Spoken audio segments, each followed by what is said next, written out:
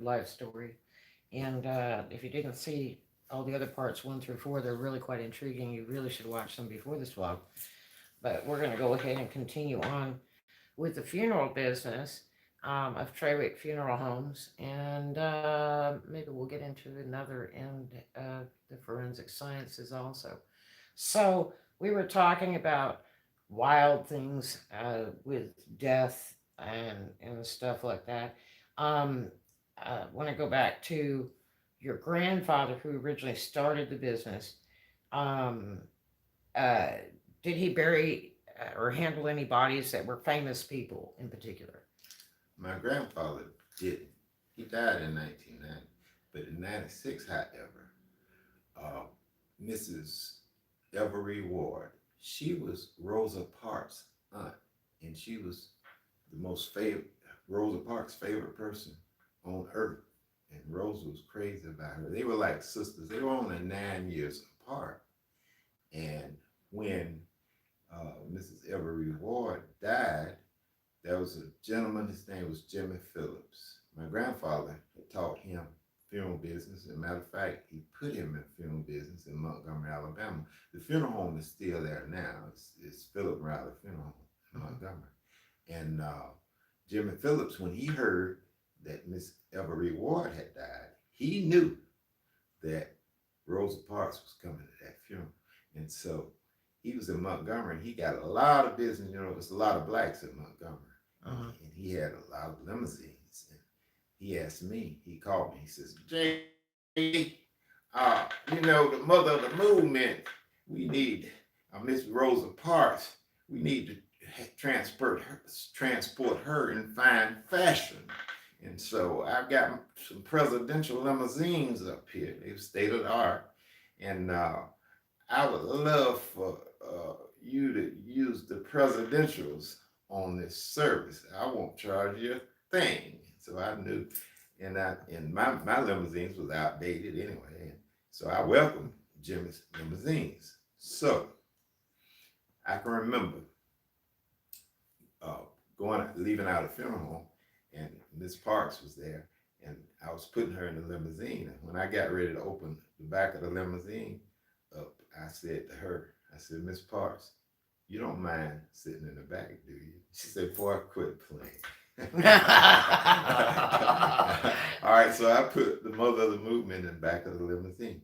All right, well, we went to the funeral. Everything was fine. Now, after the funeral, we was going down Martin Luther King Jr. Boulevard on the way to the cemetery in the presidential limousine. And in the back of the limousine in the trunk, Jimmy Phillips had put a briefcase. And when we start, Martin Luther King is very hilly, and we started down a steep hill there.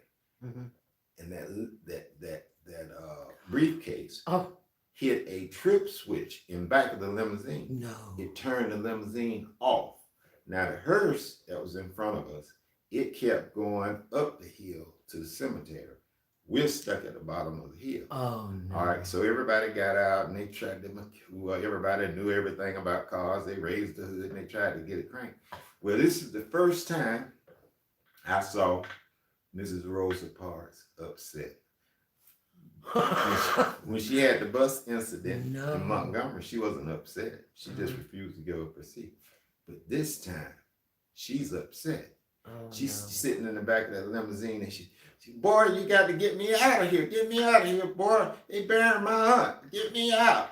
And so I didn't have time to explain to her, I'm the funeral director, the licensed funeral director. Nothing's going to happen at this cemetery until we get there. But I didn't have time to tell her, and I didn't want to go through that because she was so adamant about getting out of that limousine.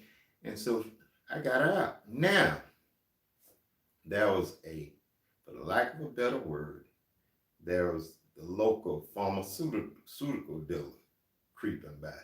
And I flagged him down. Right. And he said, JD, what's up? I said, my man, this nice lady here, do you mind taking her to the cemetery? She wants to ride. So he took her. He didn't know who he had, and she didn't know she was in the car with the pharmaceutical dealer. and he took us to the cemetery. When we got to the cemetery, she was sitting under the tent all by herself, out of the back of the hearse and onto the lower device. Wow. So that's I say the most famous brushwood thing that we had in Uh-huh. funeral business at Trawick Funeral. Okay. Yes. So now, did you do anything else different, but in your league of business as far as bodies, like say forensic science or anything like that? Forensic science. Yes, I work with the State Department of Forensic Science in the For Alabama? for Alabama. Uh-huh. Absolutely. I was assistant pathologist. Is that right? No, wait. I won't say it right. I was pathologist assistant. Yes. Okay. One pay rate is a lot higher than the other. Yeah. Okay. And we did autopsies on homicides, suicides, unusual and unattended and accidental deaths. Sort of like a crime lab type thing. That's exactly what it was. I was a real CSI guy. Wow. Yeah. And what was that like? That was interesting because you learn that bodies will tell you how they died. In most cases, not in all cases, but most cases. And we had some pretty interesting cases. Really? Yes. I remember once there was this girl. She was, all right, we had got the report that she was playing in the playground. I think she was in sixth grade, something like that. Yeah, she was 11 years old. And she just fell dead. Well, we knew right off, you know, if you just, anybody just fall dead, that's a heart attack, okay? Now, the thing that was interesting about her, she was 6'2", she's 12 years old. Whoa. Size 42 in the breast. What? Her hands was almost twice as large as mine. And so we knew she was a Marfan. She had Marfan syndrome. That's the one where you get older before your time or something? Similar. I mean, the body grows externally, but the internal, the circulatory system can't keep up. And in her case, you know, it's being stretched longer, and it's not as mature enough to deal with the growth. You understand? It doesn't keep up. And the way it was explained to me, and the aorta, this artery that goes out of the heart, the arch of the aorta, it had a aneurysm in it. That's a weakening in the wall of it. I see. All right. And what happened, that was around the heart is surrounded by something called the pericardial sac. All right. Well, it's my job to go in and make an incision into the pericardial sac of the heart and excise fluid. You got pericardial fluid in there. And normally it's not a lot. But in her case, when I made the incision into the pericardial sac, it was filled with clotted blood. So normally the heart beats like this, boom, boom. But when blood gets around it and clots, then the heart starts to beat irregular. You see? And that caused a heart attack. Oh man. Died. So what happened that the arch of the aorta, that aneurysm ruptured and blood left out of the arch of the aorta and went out into the pericardial sac of the heart and caused that girl to have a heart attack. Amazing. Yeah, that was pretty interesting. Now, I've had some suicides that was as interesting. Well, I just had one that really had me thrown. It was an older black man. He had left a suicide note. You know, he had started giving everything away, and that's another key to a person when they get ready to commit suicide. A lot of them, they start giving away some of their precious belongings. You know, they give this away and give that away. And he had started doing that, and then he left a note. He was just tired, and I think he had some type of brain tumor, and he didn't want the financial burden to be left on his loved one, so he just went ahead and checked out. But now it's my job to get, when I get the body out of the cooler, I got to take it, have it x-rayed and so on and so forth, especially in case gunshot wound. You got to know where all the fragments are and so on and so forth. And when we x-rayed him, it was clear that it was a gun, it was a head injury because all the bullet fragments was in his head. Okay, so it was my job to chart the entrance and in some cases the exit wound. Okay. And his hair, I looked all over and I couldn't find where he had shot himself. I couldn't find the entrance room. What? Right. So what, I'm gonna look in his mouth. So I looked in his mouth. No, I looked on his neck. No, I looked all over his head and I couldn't find the entrance room at all. What? And so I do all this and have all this charted before the pathologist, the doctor gets there. You know what I mean? Uh-huh. And so this particular time when Doc came in, I said, Doc, I'm sorry, but I couldn't chart an entrance room. I don't know where it entered. And he had shot himself with a 22 automatic rifle. And yeah, What? so see, that's that long. That's Yeah. a long. All right. Well, Doc knew right away because he had more experience than I did. He knew right away where he shot himself. And what he did is shot himself through his ear. His ear? Yeah. He took that 22, pow, right through the ear. Yeah. Holy hell. So I thought that was kind of interesting. But yeah, we had some interesting cases there with forensic science. Amazing. Yeah. And then, a lot of people heard of SID, sudden infant death syndrome, Uh-huh. but not too many people heard of SUDS. SUDS is an acronym that means sudden unexplained death syndrome. Uh-huh. Now that happens with Asians, only Asians. At least up until that particular time, according to the doc, it only happened with Asians. And we had a young man, he was probably 23, 24.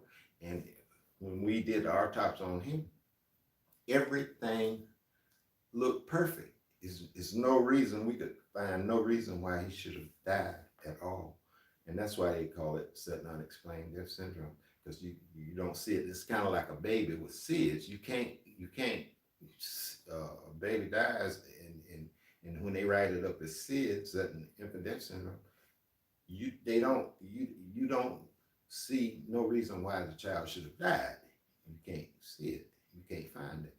And that's the way it was with that young man. So that's really true, the infant death syndrome, where they just die? Yes, the baby just died. Now, in the case of the Asian, this is Johnny Derrick's theory. Only my theory, because this happens with Asians mostly. Asians tend to, now I've done no research on this, but this is one of my beliefs. They tend to meditate more so than a lot of other humans from different places, I think. I'm not sure about that, Mm-hmm. but it's possible. When you meditate, you can leave your body, I suppose. Travel, go somewhere. Interesting. But that's just my theory, and that's just a theory. Huh. So, like, now, is the infant syndrome that's the same as crib death? Would you say? Yes, same thing. Because, It's called when crib I death. have my That's first what they kid, call- that's a that's big another thing. name You're for it, always crib death. running to go see if they're still breathing when they're Yeah. sleeping.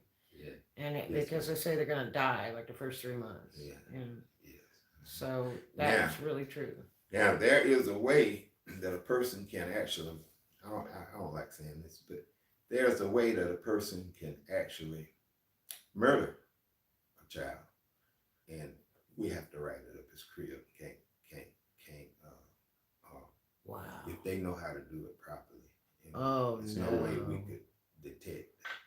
Oh, no. Yes, but we don't tell people how to do it. Yeah. Keep that to ourselves. Wow, that's amazing. Oh, yeah. So, did you work any famous cases or anything doing the forensics, anything? No, when I was working. Or just a lot of stuff? I was working out of Montgomery office. We covered 17 counties and through central Alabama. And some weekends we would cover southeast Alabama. Some weekends we would cover southwest Alabama, Mobile area. In the southeast Alabama, we covered the Dothan area, the Wiregrass area. Mm-hmm. But I don't remember anybody famous that we done an autopsy on. But we did do an autopsy on a kid that committed, well, I'm not going to say committed suicide. Let's just say, I think they wrote it up as accidental death, but it was kind of hard for me to believe that that was an accident. But that's another story from another day. Right. So now, how long did you work with the But forensic science? his father was a politician. Oh, geez. And it's a lot of accident. Oh, my gosh. If it's suicide, no insurance would be paid. I see. Yeah. So Some how reason long they did you wound do up that being accidental forensic death. stuff, and you did that while you had Trawick Funeral Home, or Yes, I did a couple of years. really? Mhm. So did they ask you to come do that, or is that just something you wanted to go do? It's something I wanted to do. So you want to try that out? Yes, I was always intrigued in how they did it and stuff. Yeah. Amazing. Yeah. So how close do you think for the show CSI compared to the job you did? They do a very good job. A very good Really? job. Sure, yes. And they do an excellent job with the makeup and how they make dead people look. I mean, that's pretty accurate. Really? Yes, it's almost frightening. Amazing. Okay. So as time goes on, so you actually had the funeral home for many years. Yeah. And now explain to me why the reason of the limousines. If you want to open a funeral home, how many limousines should you have and why? And is there any special? State of Alabama requires you to have a family car. It doesn't necessarily have to be a limousine, but you have to have a family car. Yeah. And that's to carry the family? Yes. And you have to have a hearse for the body. I see. To open a funeral. Okay. Yeah. Now, so how many hearses and limos and all that have you had with your home? At one time, we had 3 limousines and 2 hearses, 3 hearses, for the most part. And then we eventually got out of that business altogether. We was in funeral business. We had to have a hearse and we had to have a family car. So we just kind of got down to that.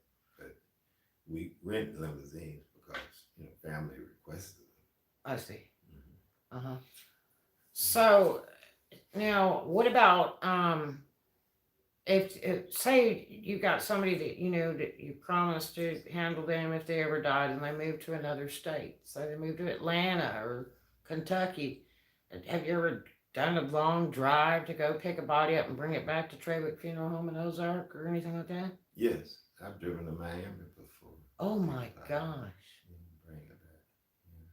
And they pay you for all that? That's part of the deal or whatever? Or? Yes, but now laws change, almost every year. And if you don't keep up, I got in a little trouble because the law had changed and I was up on it, and it cost me some money. I got fined because of it. But yeah, the laws change over the years. And so when you start talking about interstate travel with funeral business, then the states that's around Alabama, you got 4 of them. You got Florida, Georgia, Mississippi, and Tennessee.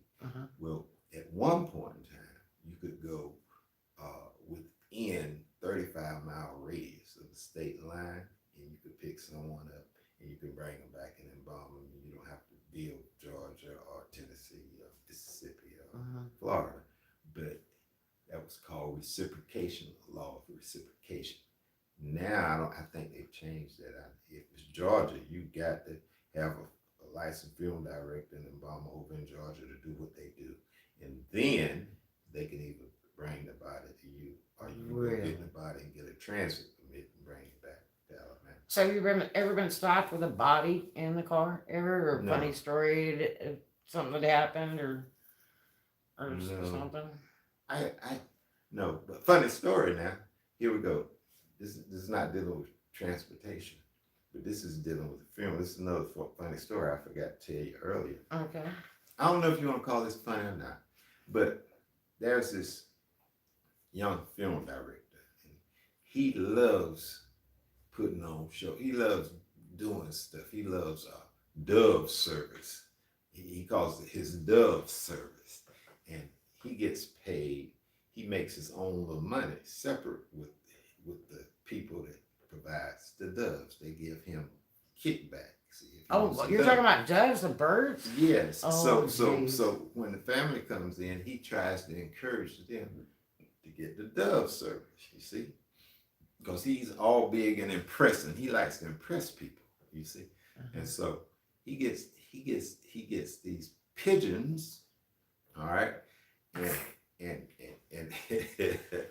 and he's getting these pigeons, and most people down south and a dove, or at least they didn't question it. But he would get these pigeons, and they'd fly right back to where he'd get them from, over in Headland, Alabama. As soon as the pigeon, he says a little bit, and he'd hand the pigeons to a family member, or whatever. He said a little bit, and he'd fly away like Brother John flew away. Let him go. And so the family throw the pigeons up, and the pigeons head straight back to Headland. Okay, that's what they do. And so they had them a little thing going. Oh, wow. But then we had a family from up north, and they knew they in New York. They see plenty of pigeons, and they like, hey, you charged us. They told him, you charged us for dove service. It's not doves, those are pigeons. And so they got mad with him. So he had to start getting real doves. Now doves are fragile, okay? And now this story I'm going to tell you, well, this happened with us, okay? So he gets these doves, and he says his little speech, and they fly away, and just like Brother George, gonna fly away just like these pigeons. And he threw, and the family threw the pigeons up. It was 3 family members, and they all had a pigeon. I mean, not a pigeon, a dove. And they threw the doves up, and out of nowhere, a hawk came and hit one of the doves. Wow! I'm talking about feathers came down. Oh boy, it traumatized the family. You hear me? Them little children were crying. I wanted to fire him really right then on the spot. You hear me? All right. See, I'd rather them use balloons. Just let the balloons go. Well, Okay, they're making that illegal now. That you can't set balloons off because it's poisoning the atmosphere. It's a big thing now. There you go. Because I saw some people do that in the mall, and I videotaped it. Yeah. And I'm like, what are you doing? And they come right out in the parking lot. They bought a bunch of balloons, had a candle. It was about nightfall. I'm trying to think of where we were at. It might have been Picola. And they were all in the parking lot. And then all of a sudden they let the balloons go. My daughter and I are going, what are they doing? And so then I think we asked them after because they did it sounded like a prayer, and they had the candle going. And then there was 6 people there just standing near our car and doing this thing. And we were like, and then when we talked to them after, they said, well, it was for, this person that passed away, and we do this little ceremony, and then we let the balloons go. I said, oh, that's interesting. Okay, well now, I saw this video on YouTube, and there was this funeral director. I'm assuming he owned the place because he was the main man, at the grave site. And he was doing all the talking, and he got to this little part, and he was holding this dove. He was holding it himself. And he said, Brother Jackson, just as he flew away, the dove gonna fly away. He pushed the dove up, the dove went boop, right to the ground. He done stood up there and squeezed the dove too tight. The dove died right on the spot. I'd have fired him so quick, you hear me? I never fired anybody in my life. Man, he traumatized his family too. You hear me? That's some crazy. You hear me? I don't like the animals in film business show. You hear me? You understand me? And I'll tell you something else. Yeah, and then once we had this he wants to do the horse and carriage thing. Okay. Oh wow. Again, we're dealing with an animal. Now is this the same guy or different? The same guy. He always wants to do something fancy, right? All right. So he wants to do this horse and buggy thing. Okay. So we got the family, and we got the pallbearers who coming out of the church, and the man sitting there with a top hat and everything, look like Abraham Lincoln, and he's got the horse. And the horse gets a little scared. The horse tries to run. Okay, and we're trying to put the casket in the back of the carriage. No. And that man's having a hard time holding the horse ready to roll. You know what I mean? Oh, And so I'm telling the pallbearers, don't drop the casket, don't drop it, hold it, keep going, go with it, keep going. And so we made it, but that was a scary moment for me. So I was never a fan of the animal deal with film business. You hear me? Because you get yourself sued that way, get some people hurt. You know what I mean? Oh, geez. Yeah. And how about this one?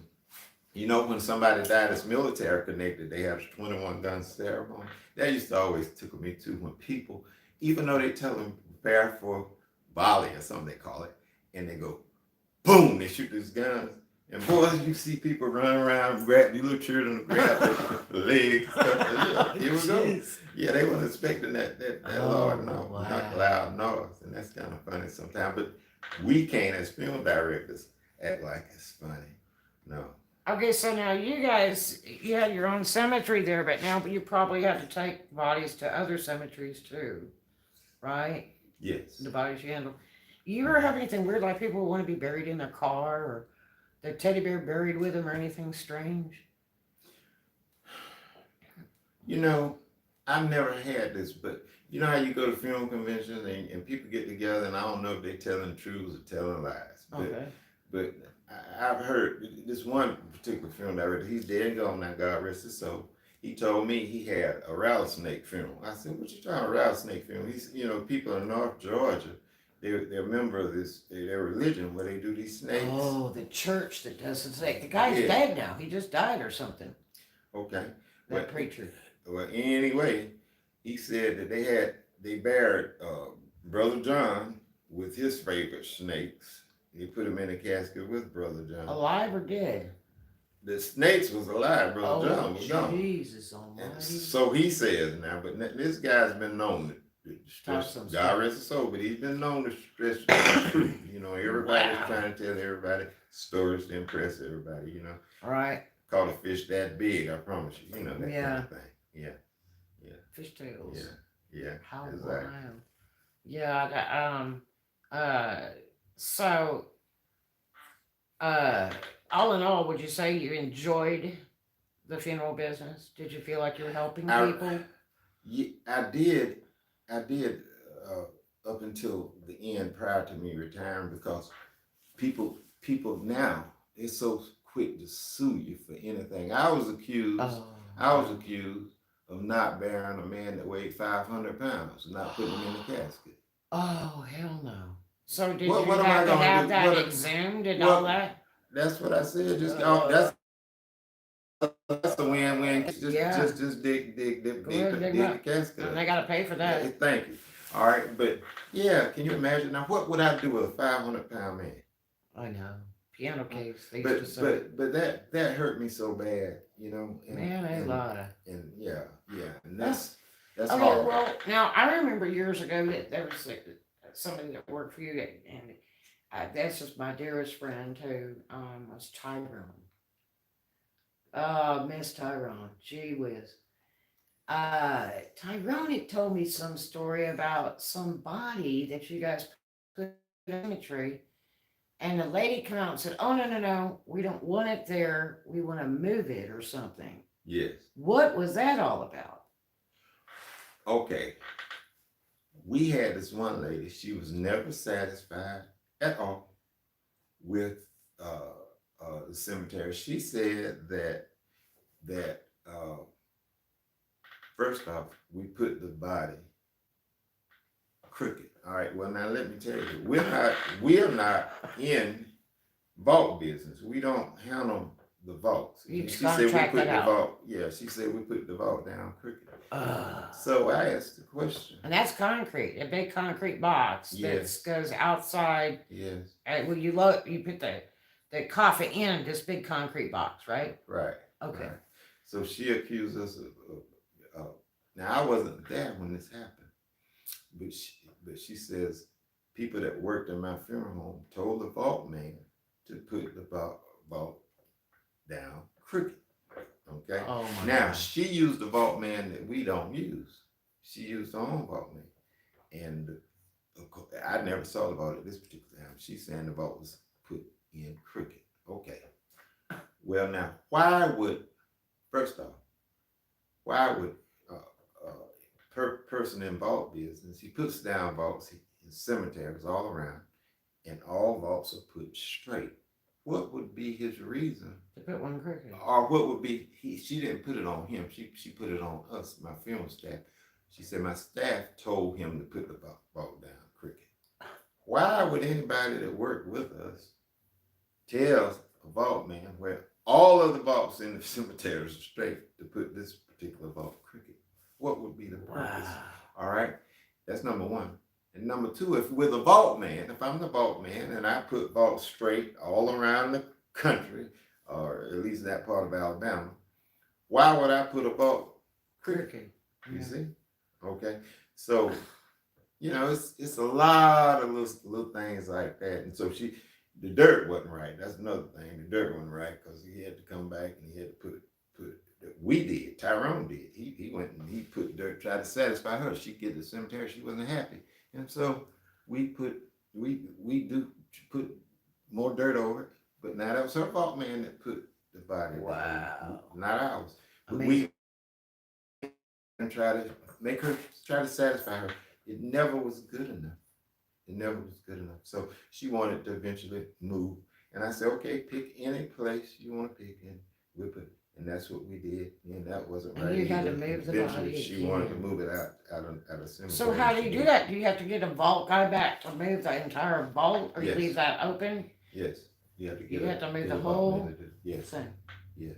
Dear Mhm. God. But And why would you move that body any more than you have to? Isn't it bad to move a body around or have it transported a lot after it's been embalmed? Doesn't Not that necess- create a problem? Not necessarily, but it can. Like, for instance, the vault is concrete and you got to put steel chains around it.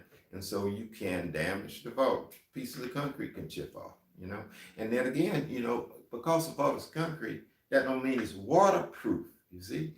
And so when you disinter a body, rain goes into the ground, water goes into the ground, water can go into the vault, all right? And when they lift that vault, if family members looking, you see a bunch of water coming out, that traumatizes the family. So it can be harmful. Oh my Sit there God. and witness that, you see? Mm-hmm. Okay, now in Tulsa, they had a car and a bunch of stuff that was you probably heard about. They call it the time capsule. And they put this whole car in a vault in front of the city hall or whatever it was. And they dug it up not long ago. And it was funny because, I lived in Oklahoma for a year and after I left California. And it's funny because I didn't even know about all that because I would have gone up there and photographed it and stuff, obviously. But when they opened that vault, they were talking about a certain year they're going to open it and they were going to give away this car to whoever won the drawing that was originally signed up for the drawing or some darn thing. And the relatives ended up getting it, but it was crap. And since then they've redone the car and shown it and all that stuff. But when they opened it up, it was full of water. Yeah. And they had to pump it out. And it was like they were in total shock. And to me, it's like, why wouldn't there be water? Right. They didn't have a way to waterproof that. And I think it was done in like the 60s. Right. Or something like that, 50s or 60s. And they put this brand new car in there. Fuel, everything. Battery, the keys and ignition, that was even more stupid. And then pictures in the glove box and some other stuff in there. And so when they go to open this thing up, they've got to pump water for days to get it out of this humongous vault in the ground in front of the courthouse, whatever. Yeah. And then they got to lift this car out and everybody's looking and it looks like crap. And what they did was they took like saran wrap and wrapped it all around this car with oil on it, like creosote or something. And thinking they would preserve it. Yes. Which was interesting because it did preserve to a point. And then they showed this car hours later at an event, and it's all just nothing but a rust bucket. And the keys are rusted and the ignition all. But yeah, that particular, I'm sure it was the same as, a vault you would use for a funeral. And they put a whole car in it, it was full of water. And that's what made the car rust so bad too. I know I have a basement in a house out by Memphis, and the water creeps through the walls unless you use a chemical to paint on there. And I even did that, and it still creeps. Right. So you are going to get the water. So I see what you're saying. Right. And not in every case, but I in a would lot of hate cases. to. Uh-huh. I mean, like, okay, if you drop a coffin after somebody's been prepared and everything, and they drop a damn coffin, how bad is that body in that coffin? Is that a really terrible thing? Depending on how bad the drop is, more likely the body be okay because the coffin is made out of steel. Oh, really? Yes. All right. Some of them are. Uh-huh. But I want to talk about some things that, at least this one particular thing that my grandfather prepared me for Uh-huh.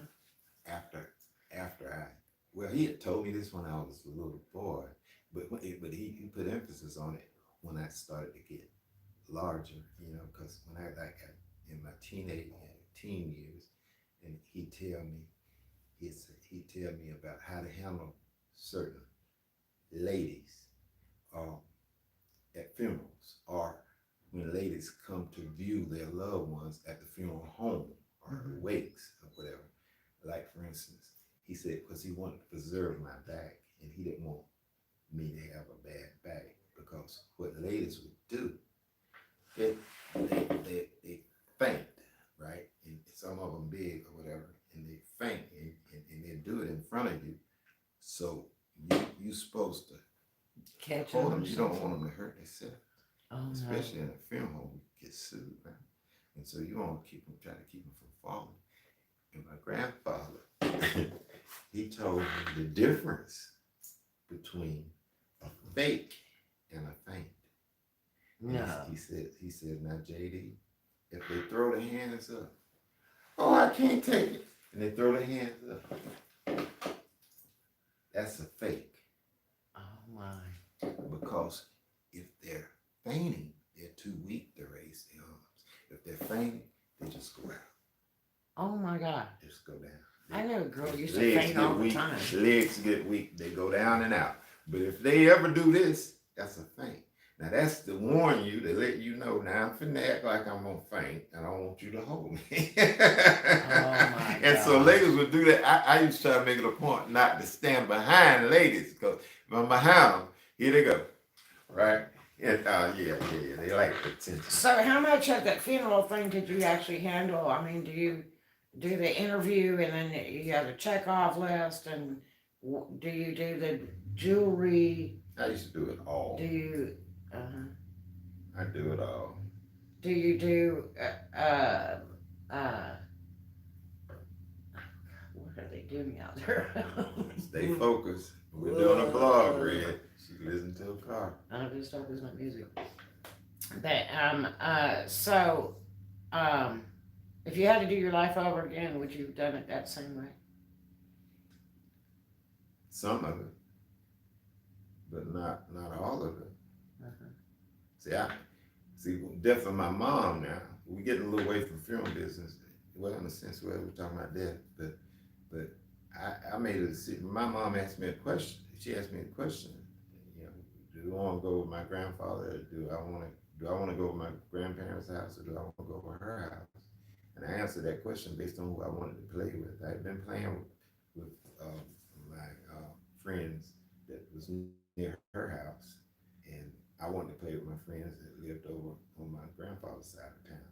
And so I told her my grandfather's. Well, that night, she died because the house caught on fire. Now, I would have answered that question different. I'd say, yeah, I want to go home with you. So maybe she would still been alive, or perhaps we both might have went on to glory. I don't know, but I would have rather been there with her that night. Interesting. So I have regrets. I think we all do. Interesting. Well, let's end this vlog on this subject, and we'll start another one later. Absolutely. All right, thank you so much for joining us. I hope you watched all the vlogs all the way through. They're really quite interesting, and as always, love everybody. Do something kind for a stranger, and too much of a good thing is wonderful, and we'll just take a whole lot of that. Peace out. See you on the next one.